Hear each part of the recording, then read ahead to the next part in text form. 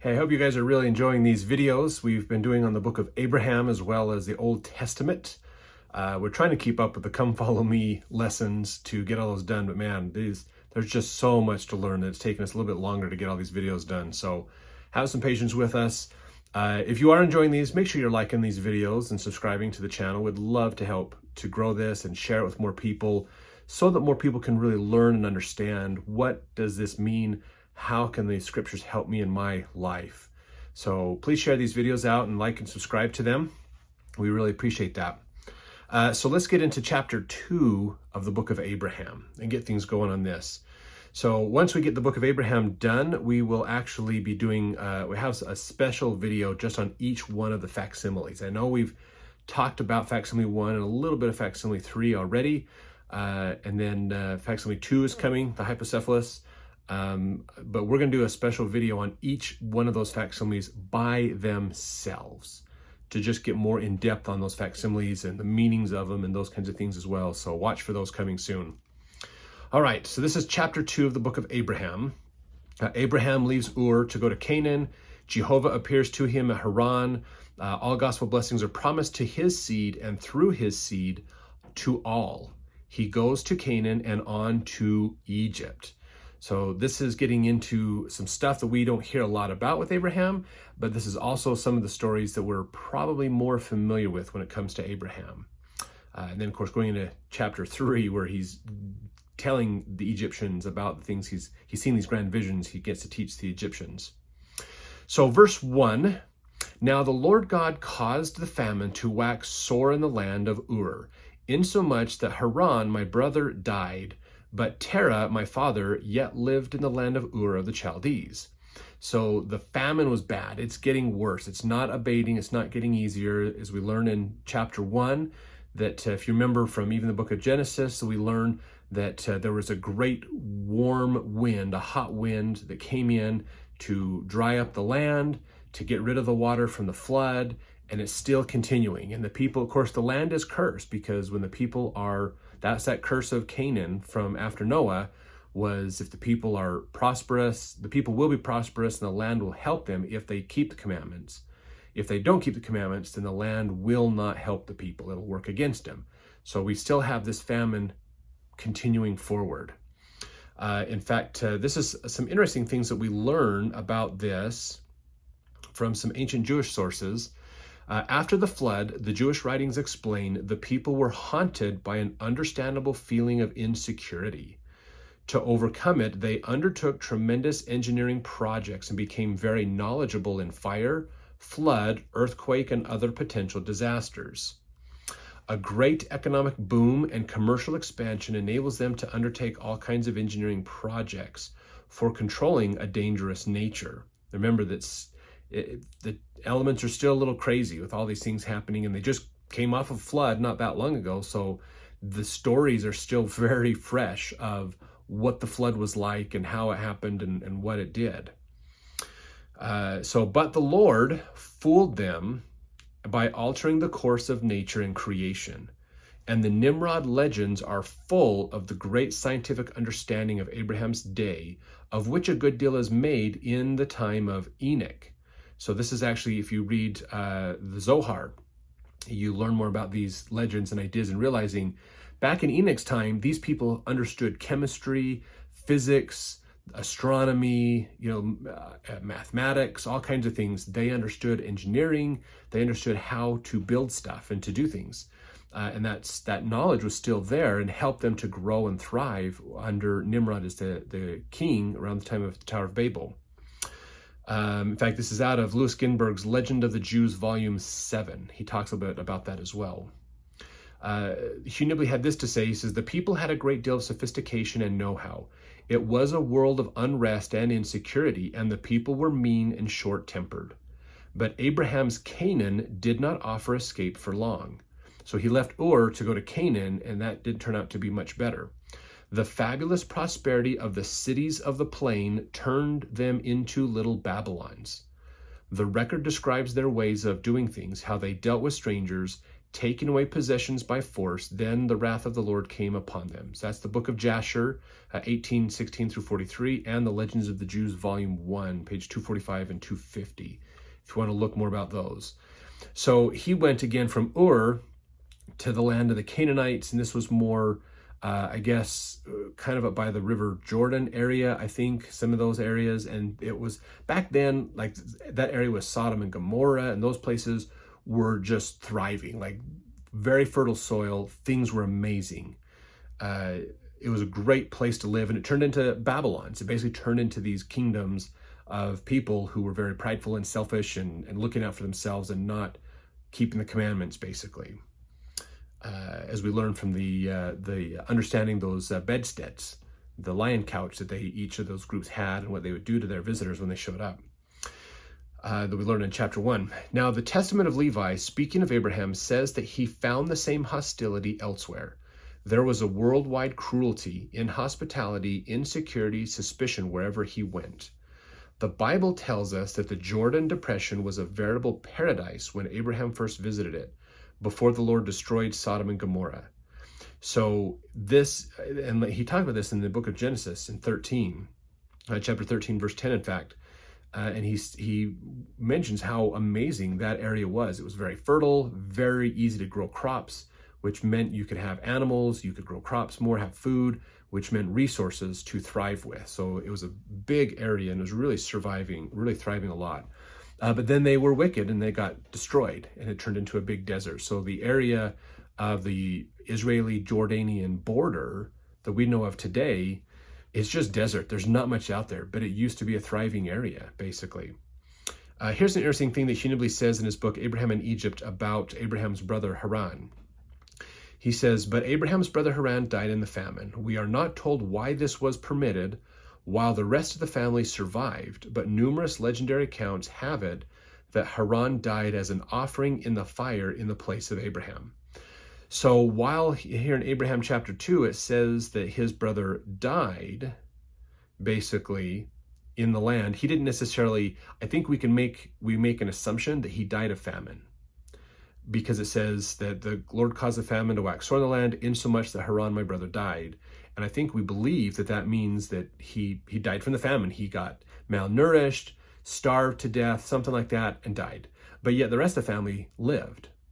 So what Hugh is telling us here is that based on the ancient writings that are out there that we now have to tell more about this story, we find out that Haran was sacrificed to the gods in an effort to appease the drought and the famine. Remember Abraham, facsimile number 1, they tried to sacrifice him and he didn't get sacrificed. Haran ended up being a sacrifice, basically, from these ancient sources. So something really interesting that we don't get in here, but a little bit more to the story. All right, verse 2. And it came to pass that I, Abraham, took Sarai to wife, and Nahor my brother took Milcah to wife, who was the daughter of Haran. Now, verse 3, the Lord had said unto me, Abraham, get thee out of thy country, and from thy kindred, and from thy father's house, unto the land that I will show thee.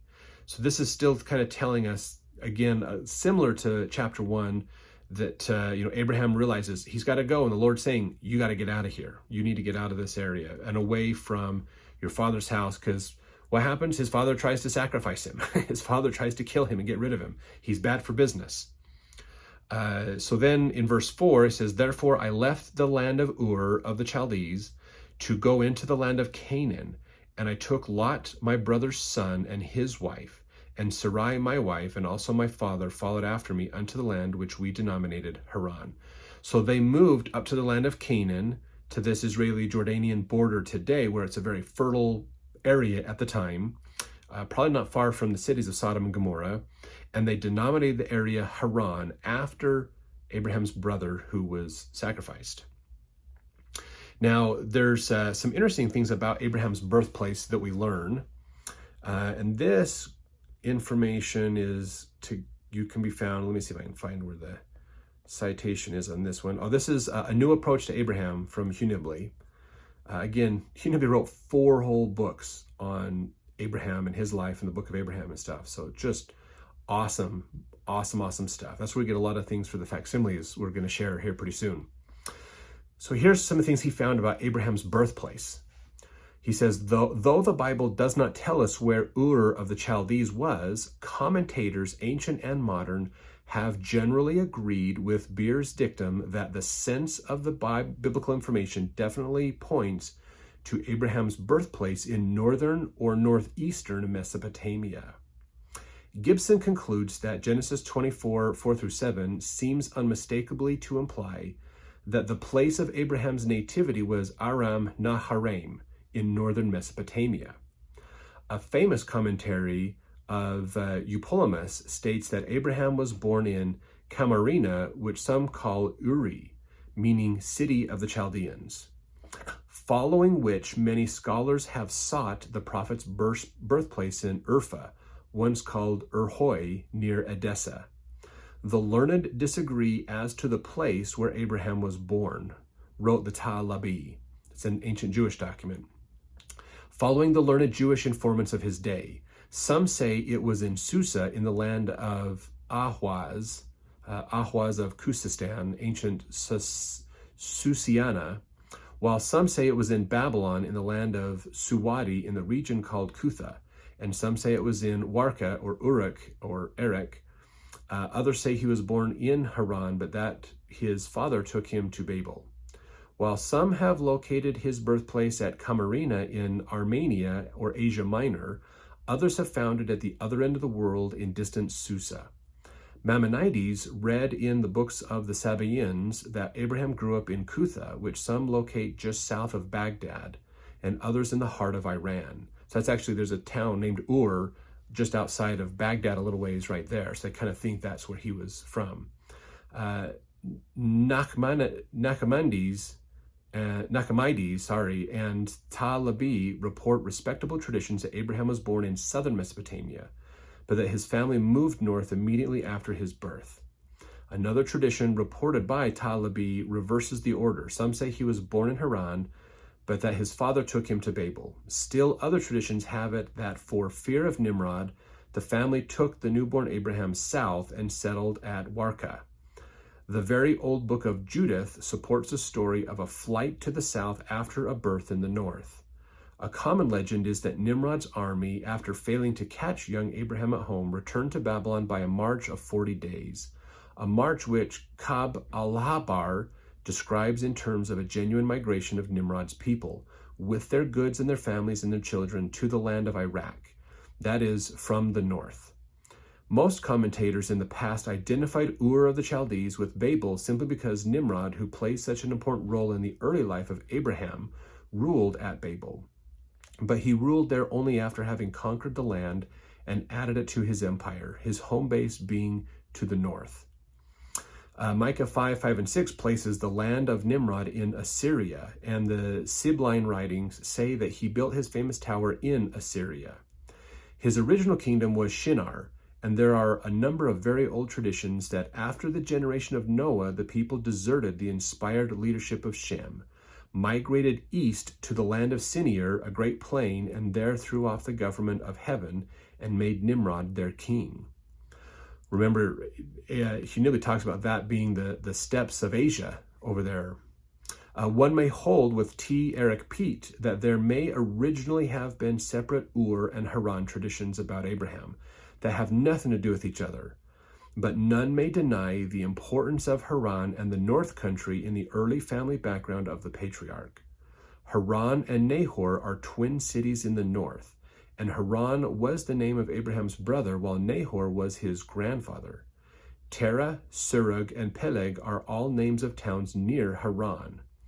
However, dubious the status of the southern Ur, there can be little doubt, Gibson reminds us, concerning the authenticity of the tradition connecting the patriarchs with the Haran district.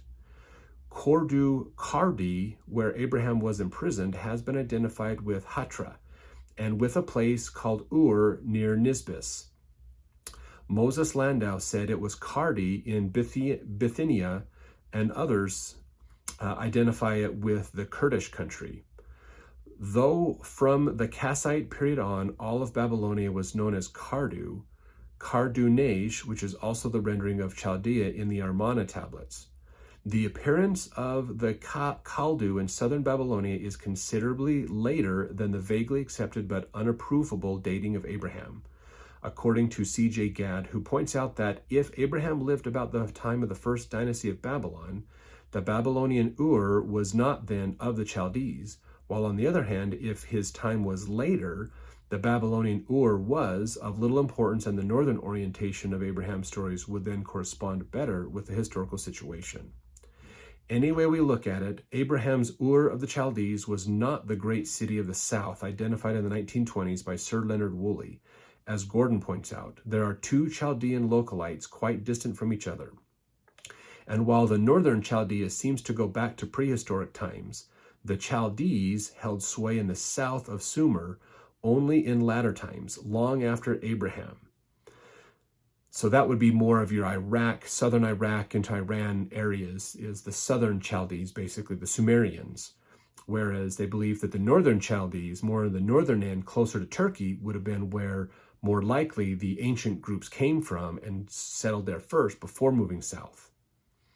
The Chaldeans are designated as Kesed in the Hebrew Old Testament, and that name also points to the north, where the descendants of Kesed established themselves opposite to Shinir, where they founded the city of Kesed, the city whence the Chaldees are called Kasdim. So this is again more towards Turkey and even east of Turkey, a little bit towards the steppes of Asia. Gesenius identified Ur of the Chaldees with the northern Assyrian province of Arpachshad, Arpa Kesed, or Chaldean country. What leaves the door wide open to discussion is the existence in Western Asia of a number of different Urs. Ur in the south was a great trade center once, and since Abraham was a merchant, one should expect to find him there. But on the other hand, that same Ur had founded merchant colonies far to the north and west at an early date, and some of those settlements, as was the custom, bore the name of the mother city. Hence, Gord maintains that the Ur of the Chaldees, where Abraham was born, seems to have been one of the northern Urs. So there are several Urs that were there, but they were usually named after the original city because they were extensions of the original city, and that started in the north. So that's where they're saying that Abraham probably was more from the north areas, not the Ur we see south of Baghdad, basically. It says here, let's see, hence Gordon maintains that the Ur of the Chaldees, where Abraham was born, seems to have been one of the northern Urs, a commercial settlement in the general area of Haran, founded by the mother city about 2000 BC. That would explain Abraham's association with the city of Ur, as well as the inescapable northern affinities of the Abraham traditions. What suggested a northern Ur in the first place was the impossible detour of a route from Ur in Sumer to Canaan via Haran. So to go from Ur in Sumer, which is south of Baghdad, to Canaan via Haran would have been a crazy route, but when they're in the north, that would have been a much easier route to go. So you can look these up in the Bible dictionary, in the back of your Bibles, in the maps. You can look up where some of these cities were and look at what does that mean for today's maps. So let's see, the legends also have the young Abraham living on the northern route. The best customers of his father's idols, we are told, were caravaneers on their way from Fandana in Syria to Egypt to barter Syrian goods for papyrus. According to the pseudo-Philo, Abraham migrated directly west from the scene of Nimrod's tower into Canaan. And the book of Jubilees reports that when Abraham had to get out of the country in a hurry after destroying the idols, he fled directly to Lebanon. All of which puts Abraham's home squarely on the northern route.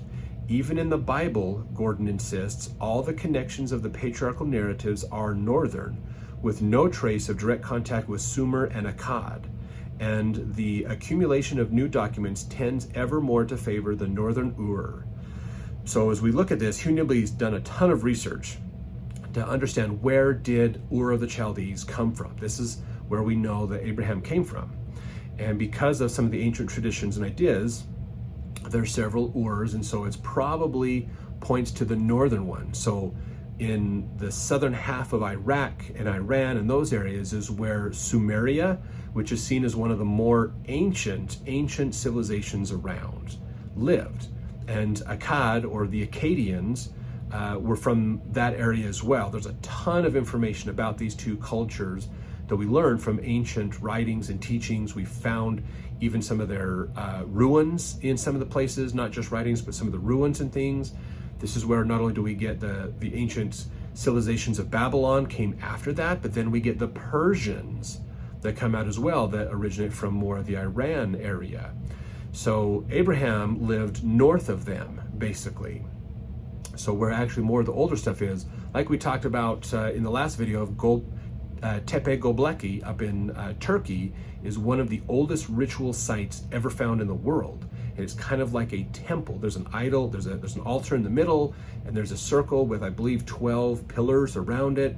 There's inscriptions of different animals that we would say are all over the world, but because of Noah, they probably were all in that same area at one point and then dispersed out.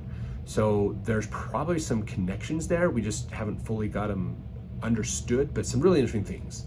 So sometimes we don't fully know the full story or have different ideas, but we try to do our best to put the history together for us. So hopefully that just gives you some more ideas there. So let's move on. Verse 5, and the famine abated, and my father tarried in Haran and dwelt there, as there were many flocks in Haran, and my father turned again unto his idolatry. Therefore he continued in Haran. So when times get tough, we have a tendency to turn to God for help. What do? They sacrifice people to the gods. They made a big move. They migrated to a place that was more fertile and better. The famine abated, maybe just for them. Things got better. Times got more prosperous. And what happened? They got lazy with their religion and went back to idolatry. That's what's happening, basically. Verse 6, but I, Abraham, and Lot, my brother's son, prayed unto the Lord. And the Lord appeared unto me and said unto me, arise and take Lot with thee. For I have purposed to take thee away out of Haran, and to make of thee a minister to bear my name in a strange land, which I will give unto thy seed after thee for an everlasting possession, when they hearken to my voice. So there's the beginning of this promise of the settlements of Abraham and his descendants, which is present-day Jerusalem. The nation of Jerusalem is that area, we believe today, most people believe, and still fighting among the descendants of Abraham, basically. Because you got to realize, descendants of Abraham isn't just the children of Israel. Okay, Israel, or Jacob, was Abraham's grandson. Abraham had his son Isaac, and Isaac had two sons, Jacob and Esau. Okay, that's important. Esau is where a lot of more of, they believe, the Arabic nations come from, and Jacob is where the nations, the 12 tribes of Israel come from, which most of them were disbanded out of the area. If you remember in 600 BC, when the Assyrians came through and occupied the area.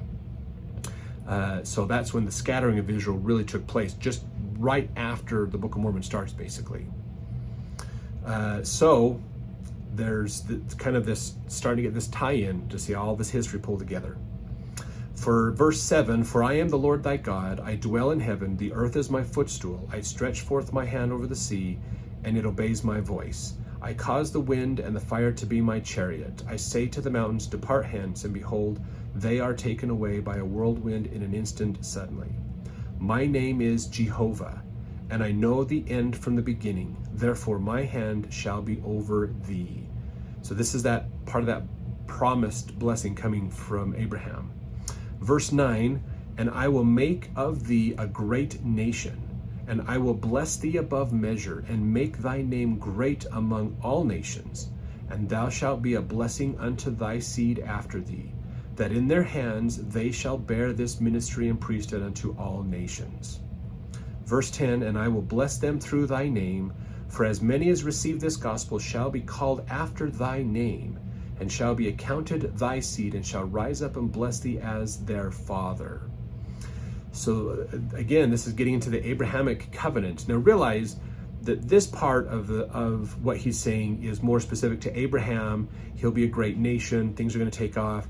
But part of this is in a little bit of fulfillment of the great prophecy of Enoch. If you remember, we learned in learning in the book of Moses about the grand vision that Enoch saw. And he saw the destruction of the people, and he was really upset that basically the world was coming to an end because of the wickedness of the people. And so he prayed and asked that a remnant would be spared, and that was Noah, that a remnant of his descendants would come back, and then they would repopulate the land, and then things would blossom and grow. So this is something that has always been here. It really was originating with Adam. Adam was blessed to have a continuation of posterity, so that the Savior could be born and that we could have the atonement happen. And then that was renewed again with Enoch, and then Noah, and now Abraham. That's coming together and giving some specific things to Abraham as well, along with those still fulfilling and tying all those promises together of the continuation. Now we're getting to Abraham, where there's even more specifics about this and tying things in. Verse 11, and I will bless them that bless thee, and curse them that curse thee, and in thee, that is, in thy priesthood, and in thy seed, that is, thy priesthood. And it's important that that's clarified. So it's not that we have a birthright because we are genetically related to Abraham. We have a right because of the priesthood, or the authority to act in the name of God. And the priesthood is not, while it is given, usually like a father to son, kind of a descendancy lineage, it is not something that stays. It is dependent upon the righteousness of the person. So that's an important point to always remember. When you talk about priesthood, it's not a literal right. It's something that can be given, but you have to be worthy of it. There's a worthiness factor that's always there. For I will give unto thee a promise that this right shall continue in thee and in thy seed after thee, that is to say, the literal seed, or the seed of the body. Shall all the families of the earth be blessed, even with the blessings of the gospel, which are the blessings of salvation, even of life eternal. So the whole world, all the people in the world will be blessed through Abraham, because the gospel will be kept and taught through the lineage of Abraham. So if you get your patriarchal blessing, you learn what tribe of Abraham, or the Israel you're from. And most people in North America, Europe is probably known as Joseph or Benjamin. Basically, you're of those tribes of Joseph's sons. Okay, he had remember Joseph had the two sons, and they received, Ephraim and Manasseh, and they received the great blessings of being able to bring the gospel back to the people in the latter days.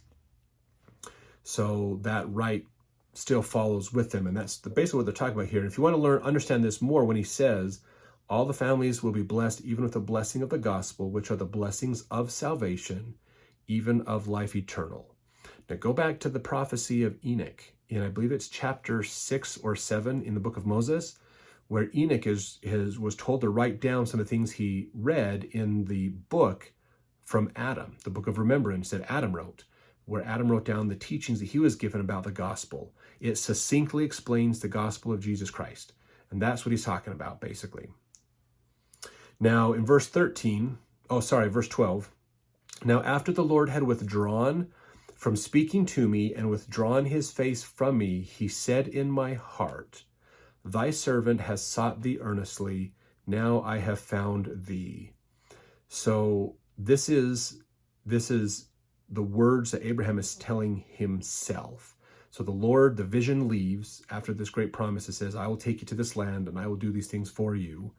Then in verse 12, he says, thy servant has sought thee earnestly.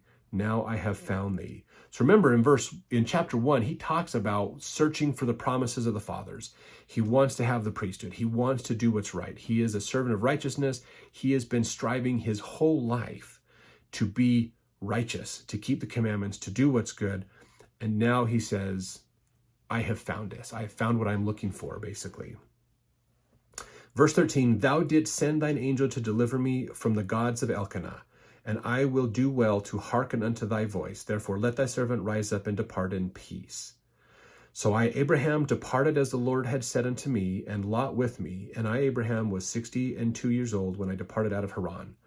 So he wasn't a spring chicken. He wasn't like young. 62 years old Granted, they lived a couple hundred years back then, but they still, he had been around for a while, 62 years. And by the time this happened, can you imagine taking 62 years to receive a promise from God? That's pretty wild. But that's what worked out. Now in verse 15, and I took Sarai, whom I took to wife when I was in Ur, in Chaldea, and Lot my brother's son, and all of our substance that we had gathered, and the souls that we had won in Haran, probably people who were following righteousness, and came forth in the way to the land of Canaan, and dwelt in tents as we came on our way. Therefore eternity was our covering and our rock and our salvation, and we journeyed from Haran by the way of Jershon to come to the land of Canaan. Now there's actually a footnote in C when he talks about the way of Jershon. It says there is a possibility that Abraham traveled southward on the ancient route by way of Damascus to the site of Jerash or Jershon, thence down the Jabbok, across the Jordan, and up the Wadi Farah to Sechem, also spelled Sechem, Sichem, or Sichem.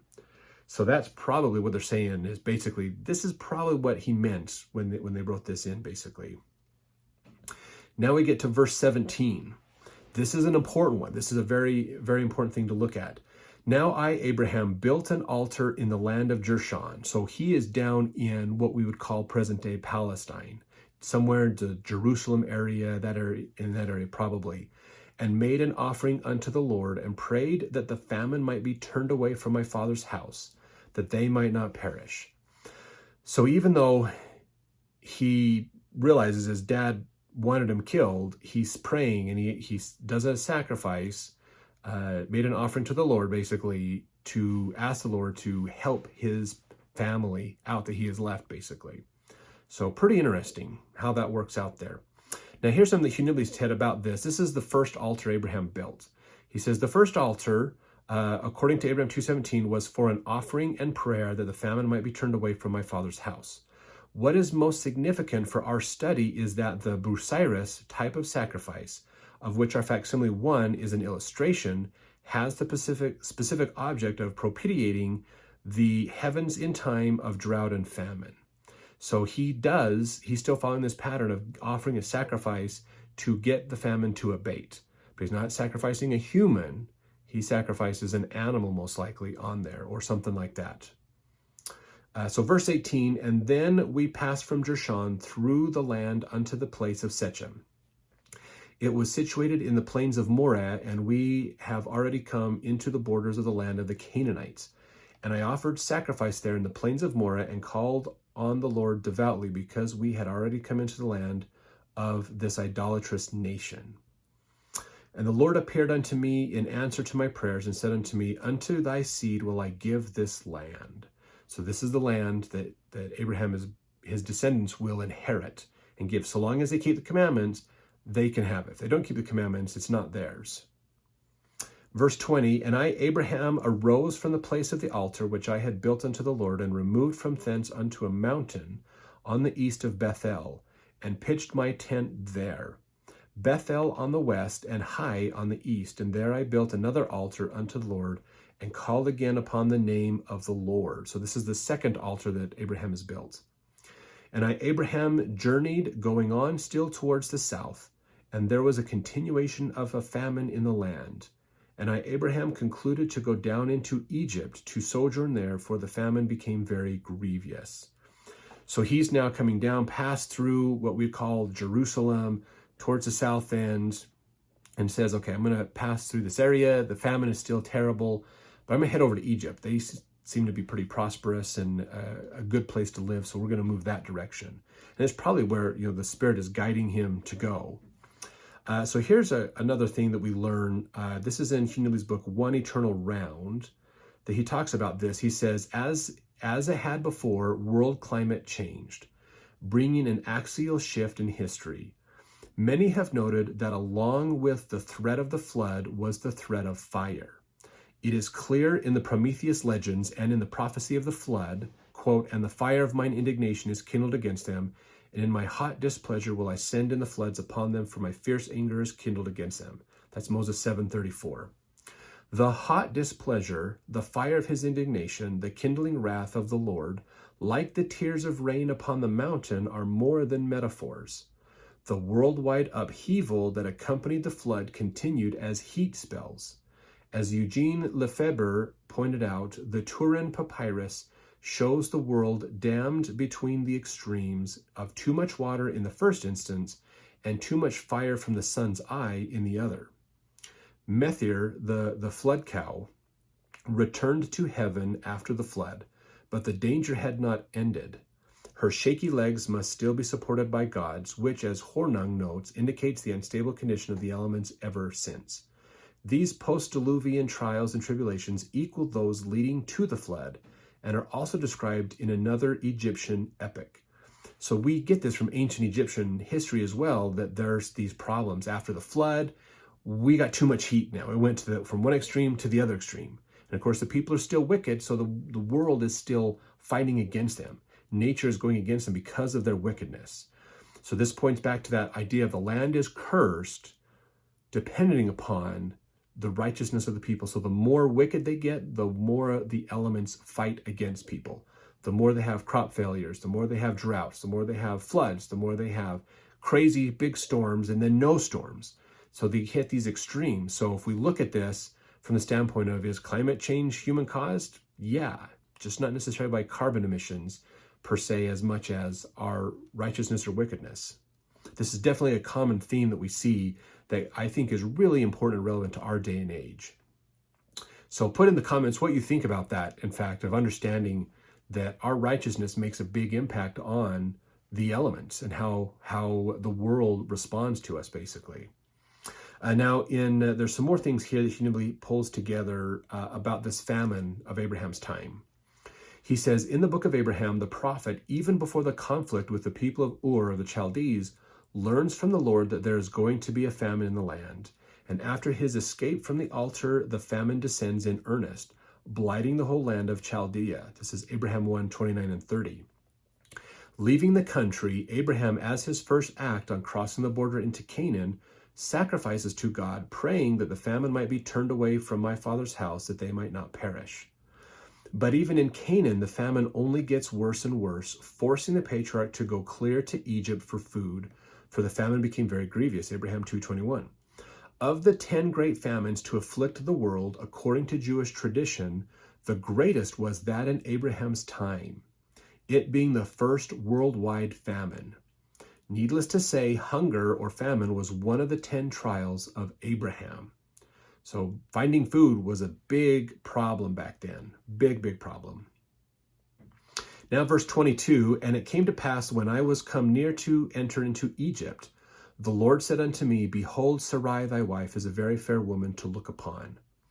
Therefore it shall come to pass when the Egyptians shall see her, they will say, she is his wife, and they will kill you, but they will save her alive. Therefore see that ye do on this wise. Let her say unto the Egyptians, she is thy sister, and thy soul shall live. So verse 25, and it came to pass that I, Abraham, told Sarai my wife all that the Lord had said unto me. Therefore say unto them, I pray thee, thou art my sister, that it may be well with me for thy sake, that my soul shall live because of thee.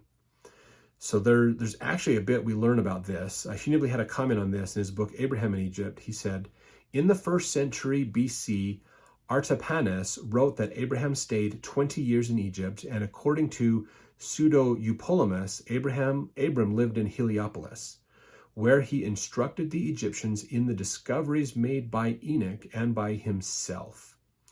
So it could be possible he lived there. Now, Heliopolis is more of a spiritual center for Egypt, the ancient nation of Egypt.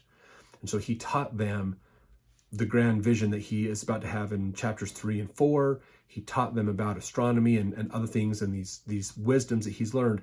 Because you remember in chapter 1, we learned that Abraham's keeping the records. He has the records of the people that Noah kept, and which is part of the Enoch prophecy and from Adam and all those down. So he has this knowledge, and he's teaching the Egyptians more about these things that he has learned, as well as that the ancients have learned also. So really important. We get in here, now this is an important thing to look at in this story, that Abraham's wife, it is said and I believe we get into this a little bit more in the book of Genesis, but it's said that Abraham's wife, Sarah, was blonde, that she was an absolutely gorgeous woman to look upon. And so it was not uncommon in Egypt that for the Pharaoh to decide, hey, I want that woman to be my wife, one of my wives. And so because he's Pharaoh, he kind of gets what he wants. And so, if you're a good looking woman and he wants you, then he basically says, you're gonna be my wife. And so they would make them another wife of Pharaoh or a concubine of Pharaoh, and they'd live in the palace with the harem and everybody else. And so the Lord knew that Sarah would be wanted by the Egyptians. And so, because remember, the Egyptians are more of Nubian and more of a darker skin. So we have this fair-skinned blonde woman coming into their midst, and they're like, oh my gosh, she is amazing. So that's why this was put in place, because it wasn't uncommon for them to say, hey, look, you're the wife of this guy, but you know what? We're just going to oust your husband and take her. So the challenge is that means Abraham dies. So by telling them that Abraham and Sarah were brother and sister, now Pharaoh's not so worried about Abraham. He's not focused on getting Abraham out of the way, because that means there's no relationship, like a husband-wife tie between those two. And so that saves Abraham from being killed. Even though Pharaoh does try to sacrifice him later on, that stops him, because Pharaoh's now after Abraham's wife. Pharaoh's after Sarah. And we realize that Sarah and Abraham, when he's told, I guess I should say that Sarah and Abraham are brothers and sisters, he doesn't have to worry about Abraham as much, and he can just go after Sarah. So that's part of these challenges that Abraham is facing, which is why, of course, not only did Abraham have that going for him as far as they're trying to get him out of the way so Pharaoh can marry Sarah, but also Abraham is recognized as the patriarch. He has the rightful heir to the priesthood, and Pharaoh does not. And so Pharaoh wants that, and so when Abraham won't give it to him, he sacrifices him. He says, you're going to be the sacrifice for the year rights things we do, the sacrifice to the gods to deal with the famine, to reestablish myself as Pharaoh. And then the angel comes down and saves him, and he can't be killed. And so Pharaoh has to change his tune and realize, all right, your God is more powerful than our gods, apparently. So I'm going to worship you in a way and exalt you, basically. So, and then he realizes that, well, okay, Sarah's not my sister, she's actually my wife. And then Pharaoh's like, well, why didn't you say that in the first place? I would have chased her. And they're like, yeah, sure, you probably would have anyways. But now, later down the road, once he realizes that he can't kill Abraham, then they tell the truth. So some more fun stuff we have coming. The grand visions of Abraham and Abraham 3 and 4 are coming up next. So please stay tuned to watch those videos as well.